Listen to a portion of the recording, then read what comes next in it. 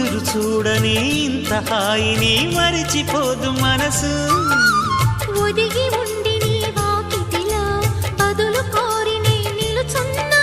దారి తెలియని చీకటిలో వెలుగు చూసి కాదంటానా. ఊరించి ఇది ఏ మాసం?